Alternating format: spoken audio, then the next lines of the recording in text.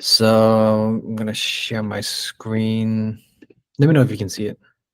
These now cost up to $100,000 a year to attend, and some of them aren't even the top schools. Is college even worth it anymore? You know, I want my child just to get a six-figure job, but now they will have to work 1 year just to pay 1 year of tuition. It's crazy. We got to talk about it, Andrew. The New York Times just dropped this article. It's going viral right now saying some colleges will soon charge $100,000 per year. How did this happen? And of course, Andrew, it's got the internet up in arms because everybody, Andrew, if you're concerned about grocery prices, wait till you get the $100,000 per year tuition. Ridiculous. Yeah, I mean, is this inflate tuition or college-flation? I don't know. I'm trying to think of a new term for it. You let me know. But David, some of these colleges that are about to, maybe they don't cost $100K right now, but they're on their way because they have increasing tuition.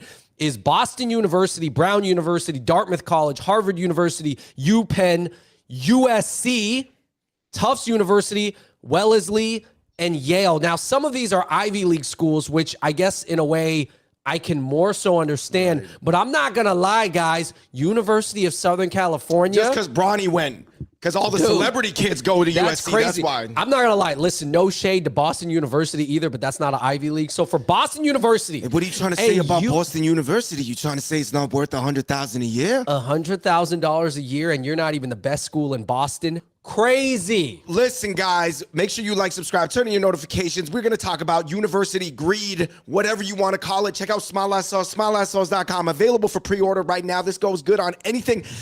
By the way, Andrew, the $95,000 thing includes tuition, board, and other expenses. For example, Andrew, some people, they charge extra to use the gym, additional programs, et cetera, et cetera. Obviously, it depends on what programs you're signed up for. So this is kind of like a maxed out tuition. Obviously, it is not $90K off out the door. It is kind of like if you stack on everything, top meal plan, probably top fitness plan. And those colleges were all in the Northeast. It's Boston, it's expensive, but also they got Amherst, University of Chicago, Northwestern, Georgetown, Vassar, Haverford, Reed College. They're pushing $75K.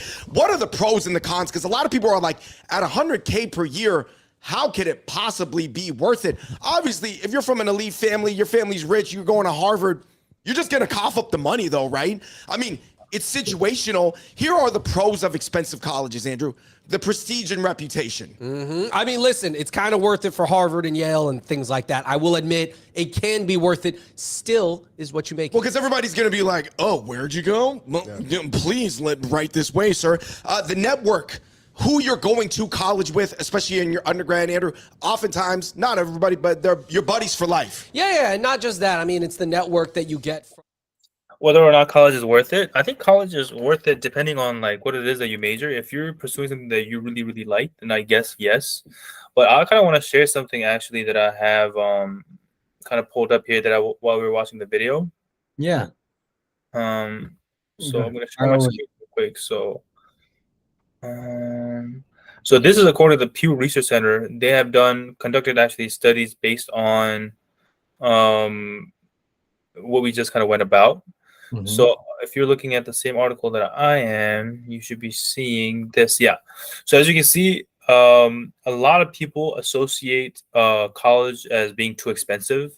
So 74% say it's too expensive, right? That's what they're talking about, like $100,000 when you get all the top kind of amenities provided by colleges on top of tuition, obviously. But they're saying that even higher than that, actually say that it's been a good investment, even though it is more expensive than it's supposed to be. More people actually say that it's a good investment and that it's actually worthwhile. And obviously, self-reported that they earn $20,000 more because of having gotten a 4-year degree. So a lot of people do believe that over a course of a lifetime, that it's going to be worth investment. And there's another article that I kind of want to share by the Pew Research Center that they did. So bear with me. So this is a lifetime earnings of a college graduate.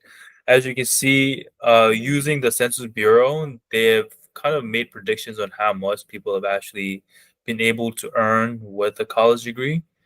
So on average, they make over a $1.42 million during the course of a 40-year career with a bachelor's degree, compared to $770,000 for a typical high school graduate.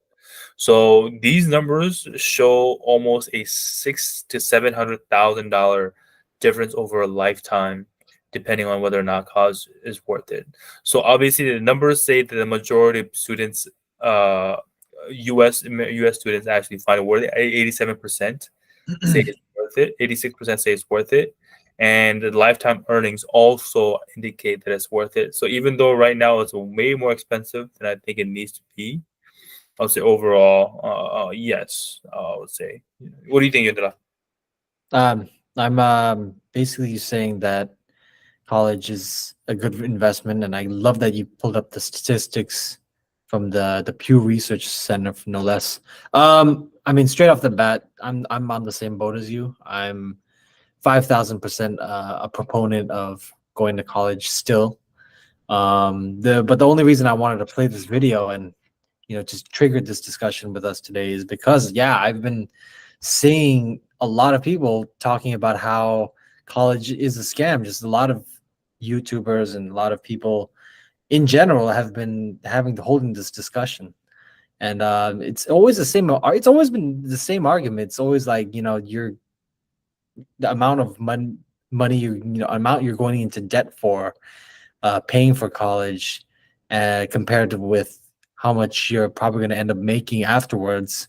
A lot of people think it's just to convince us that it's not the right investment, but I mean they're never statistically backed, and there's never any any deeper thought into these discussions either.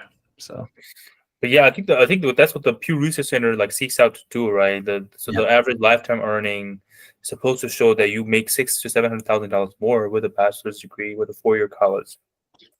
But I think it does kind of raise an important question as to still whether or not this applies to people of all races as well, right? So we don't really know, or it depends on the major as well, right? Exactly. So people who are in the STEM field, people who are in tech, obviously are more well off now. And maybe further back in the day, there might have been different majors that were prioritized. And now there's so many people that are going to computer science and tech. And ChatGPT obviously now is a huge part of computer programming and computer science. Then I think over the course of the next couple of years to a decade, I think the liberal arts major are going to be more valuable, just because all the work that computer scientists and tech people do can be automated now.